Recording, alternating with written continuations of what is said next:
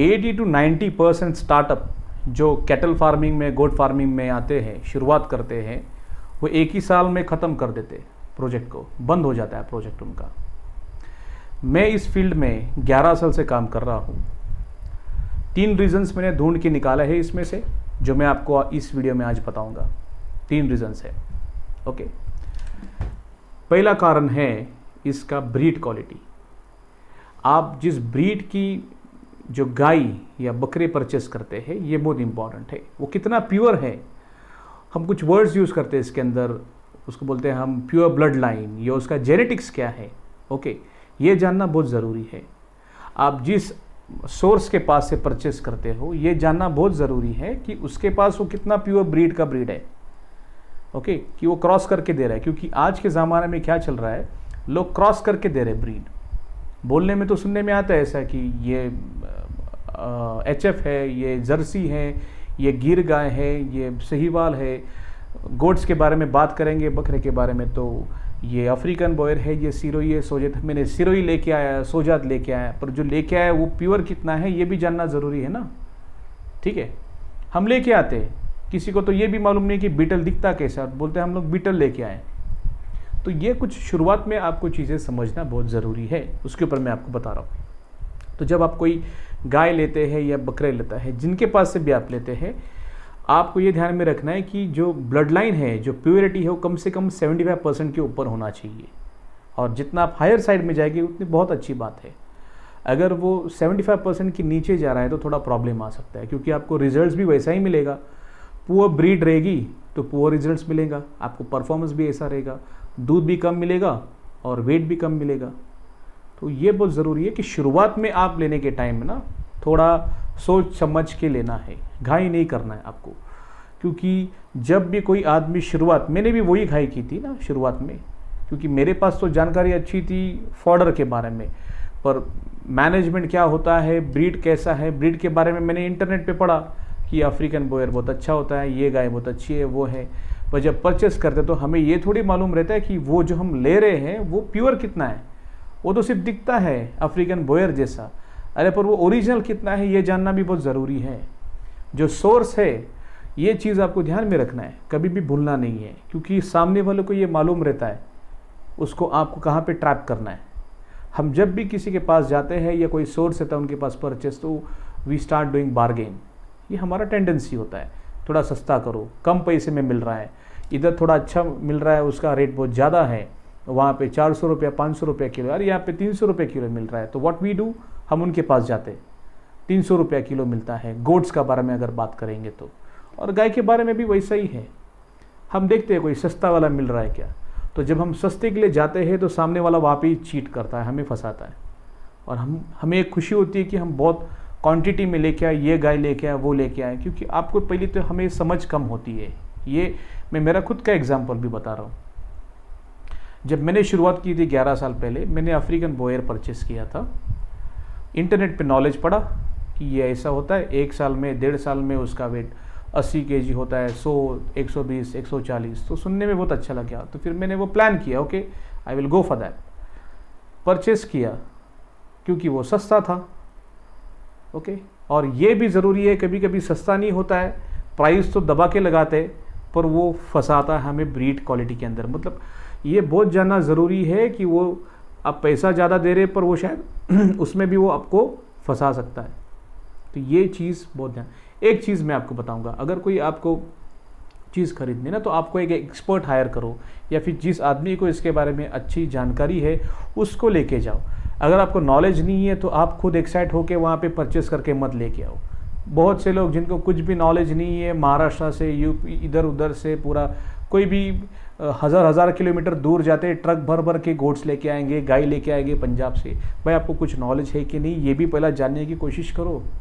थोड़ा कुछ जानकारी लेते हैं, 2-4 कोर्स, एक कोर्स भी नहीं करते कभी कभी कोई लोग, और इसके उसके बेसिस पे they invest huge amount in this project. तो शुरुआत ही कभी कभी गलत हो जाती है।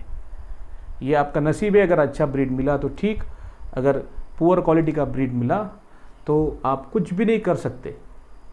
आप फीड मैनेजमेंट चेंज कर सकते हो, खाने पीने का item, immediately you can make a decision. आप आपका मैनेजमेंट भी आदमी को चेंज किया, ये किया वो किया, कर सकते हैं। लाइफ स्टॉक चेंज करना बहुत डिफिकल्ट हो जाता है क्योंकि आपका इन्वेस्टमेंट बहुत हेवी रहता है उसमें ना। आप 2-5 लाख 10 लाख 15 लाख रुपया डालते हैं उसमें कभी कभी, जो कैटल्स में जाते हैं तो, और गोट्स के अंदर भी कोई 1-2-5 लाख डाल देते हैं उसके अंदर। तो ये बहुत बड़ा प्रॉब्लम हो जाता है, और उसको आपको चेंज करना मतलब ऑलमोस्ट आपका प्रोजेक्ट ही बंद हो जा रहा है ना। मेरा भी ऐसा ही हुआ था शुरुआत में, जब मैंने अफ्रीकन बोयर लिया, वो 1-1.5 साल के बाद पता चला इसका वेट तो 50 kg के ऊपर भी नहीं जा रहा है, और फिर बाद में पता चला कि जिसके पास से मैंने लिया है उसने तो चीटिंग किया है मेरे साथ। पर हाँ, मुझे इसके अंदर रुकना नहीं था क्योंकि मेरा कॉन्सेप्ट अलग है, मुझे ये आगे लेके जाना था। मुझे पता चला कि मेरी गलती हो गई है, फिर मैंने वो पूरा लाइफ स्टॉक निकाल दिया, कम पैसे में, कचरे के भाव में निकाल दिया, और फिर सही तरीके से केस स्टडी करके मैंने प्योर क्वालिटी का सिरोही, सोजात या फिर बीटल, अच्छा क्वालिटी का, थोड़ा महंगा पड़ा तो भी मैंने वो परचेस किया। उसके बाद फिर मेरा प्रोजेक्ट थोड़ा ट्रैक पे आया। So what I will say, be professional, क्योंकि पूरी दुनिया बैठी है हमें चीटिंग करने के लिए। वो उनको मालूम है इनको क्या चाहिए, वो थोड़ा डिस्काउंट मांगेगा, फिर चीप क्वालिटी का माल चिपका देते। ओके, कभी भी खुले मार्केट में से ऐसा बल्क में माल उठा के मत लेके आओ, आपको कुछ भी पता नहीं चलेगा। Don't go for quantity initially if you don't have knowledge. छोटा क्वांटिटी में परचेस करिए, कम स्टॉक्स परचेस करिए, फीमेल मेल का प्रॉपर प्लानिंग करो, अगर गोट्स का करना है या गाय का करना है। थोड़ा कुछ नॉलेज लो, और थोड़ा जिसके पास प्रैक्टिकल नॉलेज है वो समझ के फिर सबके साथ मिल के थोड़ा प्रॉपर एक कॉन्फिडेंस आएगा, फिर उसके बाद आप उसके अंदर स्टेप लो। अगर आप नहीं करेंगे तो प्रॉब्लम आएगा, और मेजर यही रीज़न है लोगों का। 1 साल में क्या होता है, आप अगर पुअर क्वालिटी का ब्रीड लेते हैं वो परफॉर्मेंस अच्छा नहीं मिलता है, ठीक है, आपका एक्सपेंसिस तो हायर साइड पे रहता है। अगर कैटल्स में है तो दूध कम मिलेगा, गोट्स के अंदर किसी ने पैसा डाल दिया है तो वेट ही नहीं बढ़ता है, सिर्फ बोलने के लिए होता है ये सिरोही है, ये सोजात है, ये बीटल है, अफ्रीकन बोयर है। इट्स वेरी इंपॉर्टेंट, प्योर कितना है, ओरिजिनल कितना है, ये जानने का कोशिश करो। 2 पैसा ज़्यादा गया तो भी चलेगा। और दूसरी बात, कॉन्शियस रहना, अलर्ट रहना परचेस करने के टाइम, बिल्कुल घाई नहीं करना, क्योंकि सामने वाला बहुत घाई करता है डील करने में। ओके, इम्पेशेंट नहीं होना, सोच समझ के डिसीजन करना, क्योंकि अगर आपका वन टाइम आपका वो डिसीजन फेल हो गया, फिर आगे जाके आपको सफ़र करना पड़ता है। और this is the major reason कि ये प्रोजेक्ट फेल होता है, क्योंकि उसमें वो ताकत ही नहीं होती। 1 साल के बाद लॉसेस बहुत बड़े दिखते हैं, प्रॉफिट दिखता ही नहीं है, तो वो बंदा सोचता है कि चलो अभी ये प्रोजेक्ट बंद कर दे, और फिर बाद में गाली देता है कि इसमें तो कोई दम ही नहीं है, ये गोट फार्मिंग और ये सब कुछ अट्रैक्टिव रहता है पर इसमें तो कुछ है ही नहीं खास। तो ऐसा नहीं होता है, सिस्टम सही होते हैं, हमारे पास नॉलेज नहीं होता है, इसके वजह से हमारा वो फेलियर आता है। Okay, so this is the major reason. Breed quality, अच्छा नस्ल का जो गाय लेना है, बकरा लेना है, अच्छा नस्ल का लो, तो आपका जो चांसेस है सक्सेस होने का वो बहुत बढ़ जाता है। अदरवाइज़ पुअर लेंगे तो आपका तो प्रॉब्लम बढ़ेगा आगे जाके। दूसरा पॉइंट है आपका फीड क्वालिटी। जो आप आपके गाय को, बकरे को जो खिलाते हैं, वो जानना बहुत ज़रूरी है कि आप उसको क्या खिलाते हो। किसी को कुछ भी मालूम नहीं है जो इसके अंदर ये इंडस्ट्री में आ रहे हैं। अभी थोड़ा थोड़ा इंटरनेट पे पढ़ लेते हैं, पर हम जो हमारे आजू बाजू में देख रहे हैं ना, कैटल फार्मिंग चलता है, गोट फार्मिंग चलता है, कुछ भी बेसिक नॉलेज नहीं है। वो जो खिला रहा है वही इसको खिला रहा है, वो दाना खिला रहा है तो ये दाना खिला रहा है, वो कैटल फीड खिला रहा है तो वो कैटल फीड खिला रहा है। इस तरीके से प्रोजेक्ट चल रहे, ऐसा प्रोजेक्ट नहीं चलेगा। आप अभी जो हम लोग का जो नया जनरेशन या जो पहले वाले भी हैं, उनको भी ये बताना बहुत ज़रूरी है कि भाई आपको कौन सी चीज़ों के ऊपर फोकस करना है। कुछ 4-5 चीज़ें मैं आपको बताऊंगा, उसको थोड़ा समझ लीजिए। डिटेल में तो नहीं बताऊंगा, ब्रीफली बताता हूँ, डिटेल में कुछ आगे जाके वीडियोस हम इसके ऊपर बनाएंगे। तो जब हम फीड क्वालिटी के ऊपर बोलते हैं तो पहली बात आती है न्यूट्रिशन के ऊपर। उसमें न्यूट्रिशन डेंसिटी कितना है, मतलब उसमें जो हम बोलते हैं ना, प्रोटीन कितना है, फैट, कार्बोहाइड्रेट कितना है, विटामिन्स कितना है, मिनरल्स कितना है, इन चीज़ों का कितना प्रेजेंस है। अगर आप 1 किलो आपके गाय को या बकरी को खिलाना है तो ये जानना बहुत ज़रूरी है कि उसके अंदर कितना प्रोटीन है, 5% है या 15% है या 1% है, कार्बोहाइड्रेट 70% है कि 20% है। आप सिर्फ क्या करते हैं, बहुत से लोगों को हमने बोला कि आप कितना खिलाते, तो वो बोलते हैं हम इतना खिलाते, तो ऐसा थोड़ी कैलकुलेशन रहता है। Majority people they don't have even जो वेट मशीन भी नहीं रहता उनके पास, कितना खिलाना ये भी जानकारी नहीं है। जाके खेत में चारा काट के लेके आके डाल देते हैं बकरी को और गाय को। इस तरीके से वर्कआउट नहीं होता है और वो उनको लगता है कि वो सही मिल रहा है रिजल्ट। कभी कभी आपको यही मालूम नहीं है कि उसको अगर और ज़्यादा खिलाएंगे तो आपको अच्छा रिजल्ट मिलेगा, पर आप खिलाते ही कम हैं तो आपको रिजल्ट भी कम मिलेगा। अंडर न्यूट्रिशन रखेंगे, आपको कम खिलाएंगे तो कम रिजल्ट मिलेगा। और कभी कभी उसके वजह से भी प्रॉब्लम आ जाता है, हेल्थ का प्रॉब्लम आता है। शायद वो 20 लीटर या 25 लीटर देने वाली दूध देने वाली गाय है, पर आप उसको जो खिला रहे वो इतना कम खिला रहे तो वो 6-8 लीटर ही दूध दे रही है, तो उसके वजह से क्या होता है, उसको प्रॉब्लम आ जाता है। गोट्स के अंदर भी यही है, कभी कभी आपको यही पता नहीं चलता है कि उसकी भूख कितनी है और आप अंदाज से खिलाते हो। तो अंदाज मत खेलो, अंदाज से करेंगे तो प्रॉब्लम आ जाएगा। न्यूट्रिशन के बारे में सही से जानकारी लो।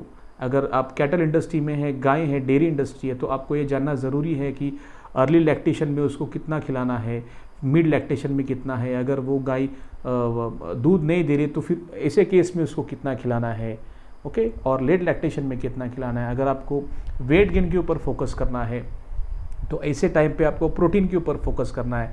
कुछ जगह ऐसी रहेगी कि आपको एनर्जी के ऊपर फोकस करना है। तो थोड़ा तो जानकारी इसके बारे में आपको मालूम होना चाहिए। अगर आप ये जानकारी ही नहीं लेंगे और आगे इसके अंदर जाएंगे तो बहुत गड़बड़ हो जाएगी आपको, ठीक है। तो न्यूट्रिशन ये एक फर्स्ट पॉइंट है आपका।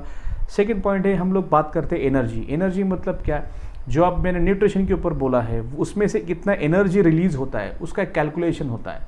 कार्बोहाइड्रेट से, प्रोटीन से ओवरऑल कितना एनर्जी मिलेगा वो आपको एक समझना चाहिए। अगर ये 1 किलो खिलाएंगे तो उसमें से 500 किलो कैलोरीज पर केजी मिलेगा या 3000 मिलेगा, ये कुछ इन्फॉर्मेशन आपके पास होना चाहिए। नहीं तो अगर आप सिर्फ सूखा चारा खिलाएंगे और आपका एक्सपेक्टेशन रहेगा कि उसने 15 लीटर दूध देना है, तो ये थोड़ी पॉसिबल है। ये भी ज़रूरी है ना कि उसमें से एनर्जी कितना मिल रहा है, उसमें न्यूट्रिशन कितना है। आपको ये बात होप में ऐसा लग रहा है कि आपको ये समझ रहा है। एनर्जी जानना बहुत ज़रूरी है। ये कभी कभी 500, 1000, 1500, 2000, 3000 किलो कैलोरीज पर केजी होता है। उसके हिसाब से हम बॉडी वेट के हिसाब से खिलाते, उनको ड्राई मैटर के हिसाब से खिलाते कि इतना बॉडी वेट है तो उसके हिसाब से ये आपको खिलाना है। उसमें एनर्जी कितना है, उसमें न्यूट्रिशन कितना है, ओके। तीसरा पॉइंट इसके अंदर है फाइबर। फाइबर कितना है, अगर आपका जो आप खिला रहे वो लो फाइबर रहेगा तो उसको डाइजेशन में प्रॉब्लम आता है। बेसिकली ये जब कोई सिर्फ दाना खिलाते हैं ना तो उसमें ये मेजर प्रॉब्लम आता है। अगर एक गाय को अगर आप सिर्फ 10-15 किलो दाना खिलाएंगे तो क्या होगा, उसको एसिडोसिस होगा, क्योंकि उसमें फाइबर नहीं है। फाइबर किस में रहता है, चारे में रहता है बेसिकली, ओके। तो ये बहुत ज़रूरी है कि कम से कम आप कौन सा भी फीड खिलाइए पर 50 to 60% उसके रोज़ के डाइट में ये हरा या सूखा चारा होना ही चाहिए। तो उससे क्या होता है, आपको रिजल्ट्स अच्छा मिलता है, ठीक है, क्योंकि वो फाइबर रिच होता है। तो उनके जो आप फीड खिलाते उसका फाइबर का कैलकुलेशन भी होना चाहिए। अगर आप फाइबर के ऊपर काम नहीं करेंगे तो आपको रिजल्ट्स भी पूरा नहीं मिलेगा, क्योंकि डाइजेस्टिबिलिटी में प्रॉब्लम आ जाता है ना आपको, ओके। तो fibre is also very important. कम से कम 15-20% फाइबर देना ज़रूरी है आपको, और ये वेरी करता है आप कौन से एनिमल्स को खिलाते, ठीक है। नेक्स्ट पॉइंट है इसके अंदर डाइजेस्टिबिलिटी, वो कितना पचाता है, इसको हम बोलते हैं बायो अवेलेबिलिटी, ओके। आप जो उसको खिला रहे हो वो कितना एब्जॉर्ब कर पा रहा है ये जानना बहुत ज़रूरी है। जैसा मैंने आपको एक उदाहरण दिया था कि 1 किलो में 2000 किलो कैलोरीज है और उसमें 20% प्रोटीन है, ओके। आपने लैब टेस्ट किया, सब कुछ मार्केट में मिलता है कि उसके अंदर 20% प्रोटीन है, 1 किलो के अंदर 2000 किलो कैलोरीज एनर्जी है। आपने वो आपके गाय या बकरी को खिलाया, ये जानना बहुत ज़रूरी है कि वो उसको पच रहा कितना है। अगर वो सिर्फ 50% ही डाइजेस्ट कर रहा है, जो फॉर्म आप जिस फॉर्म में आप उसको दे रहे, वो अगर उनका खाना ही नहीं है, आधा ही पचा रहा है वो, तो फिर आपका तो नुकसान होने वाला है। और होता है ऐसा कि जो आधा पचता है और आधा नहीं पचता है वो आगे जाके उनको प्रॉब्लम करता है, ठीक है।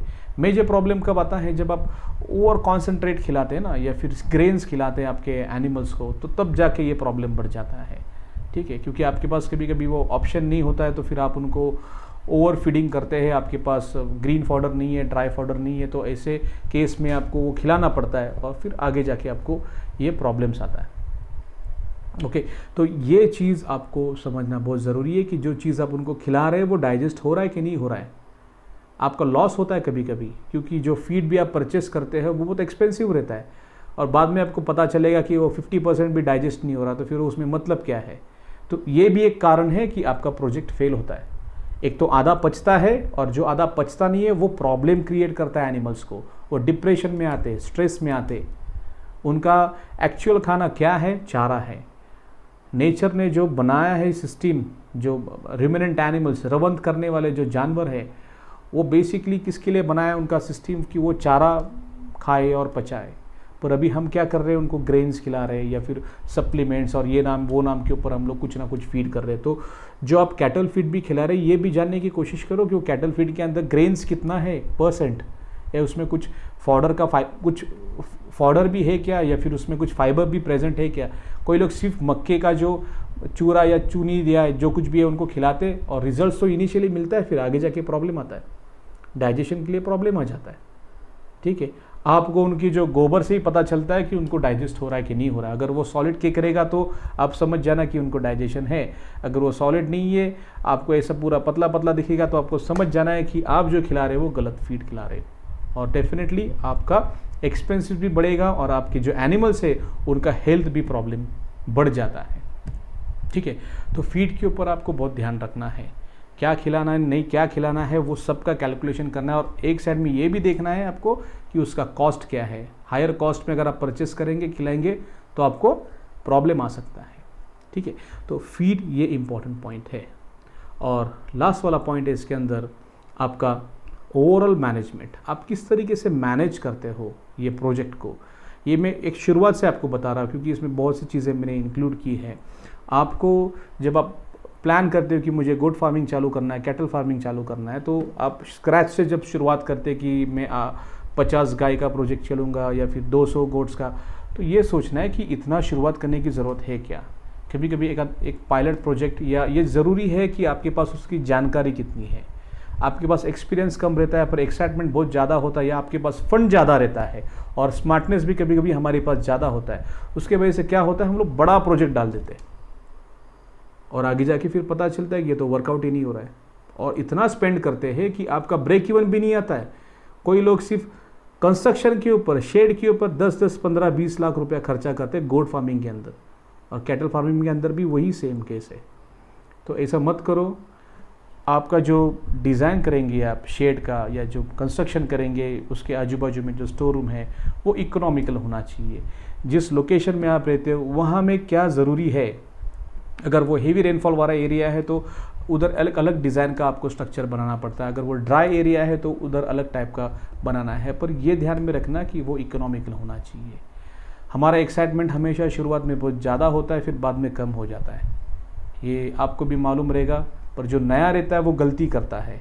मैंने भी थोड़ा कुछ ऐसा ही गलती किया था जब मैंने कंस्ट्रक्शन किया, बहुत बड़ा लेवल पे किया शेड का, फिर बाद में पता चला कि ऐसा तो करना ही नहीं था, कम खर्चे में भी हो सकता है। मैंने ऑलमोस्ट 3 to 4 टाइम्स ज़्यादा स्पेंड किया। ओके, तो बाद में समझने के बाद कुछ फ़ायदा नहीं है, क्योंकि आपको ब्रेक इवन नहीं आता है। एक अलग बात है कि मैं 10-11 साल से काम कर रहा हूँ तो मेरा ब्रेक इवन आ गया, पर जो शुरुआत में जब आप पेपर पे वर्कआउट करते हो तो आपको पता चलेगा कि आपका ये ब्रेक इवन बहुत दूर है, आप लॉस में हो। आपका ये कम से कम ये 4-5 साल के बाद ब्रेक इवन आएगा। आप जो कंस्ट्रक्शन के ऊपर वो, क्योंकि वो डेड एसेट है ना, उसमें से कुछ आपको रिटर्न मिलने वाला नहीं है। तो एक बेसिक चीज़ है कि आपको उसके ऊपर भी फोकस करना है। दूसरी बात, आपको प्रॉपर रिकॉर्ड कीपिंग करना है मैनेजमेंट में। ओके, आपको जो डीवर्मिंग है, जो उसको पेट के अंदर जो पैरासाइट्स रहते हैं ना, वो उनको आपको जो बोलते हैं ना पेट में जो कीड़े होते हैं उसको मारने का एक प्रोग्रामिंग रहता है कि आपको हर 2-3 महीने के बाद डीवर्मिंग करना है। कुछ रूल्स है वो आपको फॉलो करना है। आपको वैक्सीनेशन देना है, आपको आपके एनिमल्स को सैनिटाइज़ करना है रेगुलरली, हर 1-2 महीने के बाद आपके फार्म को सैनिटाइज़ करना है। ये छोटी छोटी चीज़ें हैं पर बहुत ज़रूरी है। अगर इसके ऊपर अगर आप फोकस नहीं करेंगे ना तो आपको पता ही नहीं चलेगा कि आपका फेलियर क्यों आ रहा है, क्योंकि इन चीज़ों के ऊपर हमारा कभी फोकस ही नहीं जाता और आपको खुले आंखों से दिखता भी नहीं है कि एनिमल्स में प्रॉब्लम क्या है।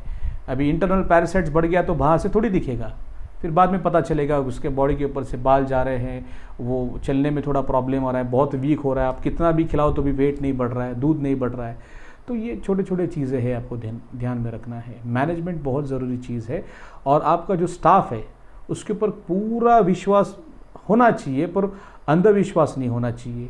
ऐसा नहीं है कि आप किधर एक जगह पे बैठे और वहाँ से ऑपरेट कर रहे हैं CCTV लगा के, ऐसा नहीं होता है। जब आप कोई फार्म डाल रहे हो तो आपको पूरा इन्वॉल्वमेंट होना चाहिए उसके अंदर, आप थोड़ा इमोशनली इन्वॉल्व होना चाहिए। सिर्फ पैसा डाल के काम नहीं होता है। आप जब पैसा डालोगे तो आपको उसमें आपकी एक रिस्पॉन्सिबिलिटी भी होती है, ठीक है। आपको उसके अंदर इन्वॉल्व होना है, आपको ग्राउंड लेवल पे जाके बैठना है, आपके जो एम्प्लॉयज़ है आपको देखना है वो सही से काम कर रहे हैं कि नहीं। कभी कभी एम्प्लॉयज़ ही कारण होते हैं आपका प्रोजेक्ट फेल होने का, ठीक है। आपको वो पता ही नहीं चलेगा कि फेलियर किसके वजह से आ रहा है। आप बहुत अच्छा फीड अवेलेबल कर रहे हो, आपका ब्रीड क्वालिटी भी अच्छा है, फीड भी अच्छा है, पर अगर आपका जो एम्प्लॉय है वो अगर वो खिला रहा ही नहीं है उनको, ठीक है, टाइम पे फॉलो नहीं कर रहा है, उनको पानी नहीं पिला रहा है, टाइम पे खिला रहा नहीं है, तो फिर आपका प्रोजेक्ट तो फेल हो जाएगा। तो इसलिए ये बहुत ज़रूरी है कि फ़ोन पे बात नहीं करना है, जाके साइट पे देखना है कि वो सही से चल रहा है कि नहीं चल रहा है सिस्टम। ओके, तो उससे आपका सिस्टम एक थोड़ा ट्रैक पे रहेगा और आपको भी एक कॉन्फिडेंस रहेगा। ट्रैक रखना बहुत ज़रूरी है। ये एक अजम्पशन रहता है ये इंडस्ट्री में। जो मैं अभी जिन लोगों के साथ काम करता हूँ वो हमेशा बोलते हैं कि मैं तो पैसा डाल रहा हूँ और मुझे मालूम है कि 1-2 साल तो पैसा मिलने वाला नहीं है, फिर बाद में मैं प्रॉफिट का सोच रहा हूँ। अभी तो मैं सोच रहा नहीं हूँ, मैं सिर्फ पैसा डालूंगा। यही तो गड़बड़ होती है। इसलिए वो आदमी ट्रैक ही नहीं रखता है कि पैसा किधर जा रहा है। वो अज्यूम करता है कि पैसा तो मिलने वाला नहीं है, पर ठीक है पैसा नहीं मिलेगा अगर गोट फार्मिंग में जा रहे हैं तो। पर ये भी जानना ज़रूरी है ना कि वो आप सही ट्रैक पे चल रहा है कि नहीं, आप पॉजिटिव डायरेक्शन में जा रहे हैं कि नेगेटिव डायरेक्शन में जा रहे हैं, ये जानना भी बहुत ज़रूरी है। 1-1.5 साल के बाद पता चलेगा अरे ये क्या हो गया, ये तो 10-15 लाख का नुकसान हो गया। ऐसा गड़बड़ नहीं होना चाहिए। इसलिए शुरुआत में ही ट्रैक रखो। आपका एम्प्लॉयज़ के ऊपर आपका एटीट्यूड भी बहुत मैटर करता है, आपका एम्प्लॉयज़ का एटीट्यूड को बहुत मैटर करता है। कभी कभी ईगोज़ क्लैश होते हैं, उसके वजह से गड़बड़ हो जाती है। तो इस बिज़नेस में, कोई भी बिज़नेस में आपको अगर काम करना है तो कुछ रिस्पॉन्सिबिलिटी होती है, आपको उसके हिसाब से चलना है। आपका नेचर जो कुछ भी है वो उसको बाजू में रखो। ये बिज़नेस में जो नेचर होना ज़रूरी है वो नेचर को फॉलो करो, कुछ रूल्स रेगुलेशंस फॉलो करो, तो ही जाके ये प्रोजेक्ट आपका सक्सेस हो सकता है। कभी कभी ओवर एक्साइटमेंट के वजह से आप स्टेप उठाते हो, ज़्यादा पैसा लेते हो, या फिर आप इमीडिएटली डिसीजन लेते हो ये क्विट करना है, ऐसा करना वैसा करना, तो ये कभी कभी आपको पता ही नहीं चलता है कि हुआ क्या है। तो ये मेन 3 कारण मैंने आपको बताए हैं। आपका ब्रीड क्वालिटी इंपॉर्टेंट है, आपका फीड क्वालिटी इंपॉर्टेंट है और आपका मैनेजमेंट, ठीक है। मैनेजमेंट बहुत ज़रूरी है, उसके साथ खुद का रिस्पॉन्सिबिलिटी भी बहुत ज़रूरत है कि आप इसमें जो ध्यान रख रहे हो वो सही से रख रहे हो कि नहीं रख रहे हो, और आपको समझ रहा है क्या। अब ये सब तीनों चीज़ें अगर आप सब ध्यान से देखेंगे तो क्या होता है, आपका एक कॉन्फिडेंस बढ़ जाता है ये इस प्रोजेक्ट को देखने का, ठीक है। और आप जो कुछ भी स्टेप ले रहे हैं तो आपका वो, इवन तो कुछ रिस्क तो रहती है, वो आपका कैलकुलेट करके आप रिस्क लेते हो ना, तो आपका कॉन्फिडेंस भी सही रहता है और आप रिस्क ले रहे हो तो आपको इतना प्रॉब्लम नहीं आता है क्योंकि आपको जानकारी है। तो ये चीज़ों को आप फोकस करो, और जो मैंने आपको बताया कि ये गलती है वो गलती नहीं होना चाहिए। और मैं आपको ये रिक्वेस्ट करूँगा कि ये जो वीडियो मैंने जो बनाया है आप ऐसे लोगों को शेयर करिए जो ऑलरेडी इस प्रोसेस में हैं और जिनको ये जानकारी नहीं है। आप भी खुद स्टडी कर लीजिए, और कुछ ऐसे लोग हैं जो एक्सेस नहीं कर पाएंगे इंटरनेट को, आप खुद समझिए, उनको समझाइए, क्योंकि ये हमारा एक रिस्पॉन्सिबिलिटी है। अगर हमारे आजू बाजू में कोई अगर फेल हो रहा है, उसको जानकारी नहीं है ब्रीड परचेस करने का, तो आपको उसको समझाना है। एक एग्जांपल बता रहा हूँ, एक फार्म पे एक आदमी ने बीटल के नाम पे सिरोही परचेस कर खिलाया और मेरे को फ़ोटो भेजता है कि ये देखो मैंने बीटल लाया। मैं बोला रही है बीटल नहीं है, ये तो सिरोही गोट्स है। तो he even don't know that also. तो इतना भी एक्साइटमेंट नहीं होना चाहिए वो आदमी के अंदर भी। ऐसा कुछ उल्टा सुल्टा करेंगे तो गड़बड़ हो जाएगा। उसको ब्रीड ही नहीं मालूम, कुछ भलता है ब्रीड लेके आया, और क्रॉस उल्टा सुल्टा सब कुछ। सेम थिंग इन कैटल्स भी ऐसा ही होता है। ओके, तो एक्साइटमेंट को कंट्रोल करो, क्योंकि अगर एक्साइटमेंट नहीं रहेगा प्रोजेक्ट करने में तो मज़ा नहीं आएगा। पर जब जानकारी रहेगी तो वो एक्साइटमेंट के साथ आप आगे प्रोसीड करना थोड़ा रिस्क कम रहता है, और आपका कॉन्फिडेंस अगर अच्छा रहेगा तो वो आपको पॉजिटिवली आगे लेके जा सकता है। मैं होप ये समझ रहा हूँ कि जो मैंने जानकारी दी आपको वो पसंद आई होगी, और मैं कुछ वीडियोज़ इसके ऊपर भी बनाऊँगा, जैसा एनर्जी क्या होता है, डाइजेस्टिबिलिटी क्या रहता है, ये जानना बहुत ज़रूरी है। आप सिर्फ ऐसा ब्लाइंडली इस फील्ड में अंदर जाएंगे तो आपको पता नहीं चलेगा। तो कुछ टर्म्स क्लेरिफाई करूँगा मैं ये मेरे चैनल के ऊपर। मेरे चैनल को भी आप सब्सक्राइब करिए, और thanks for watching this video.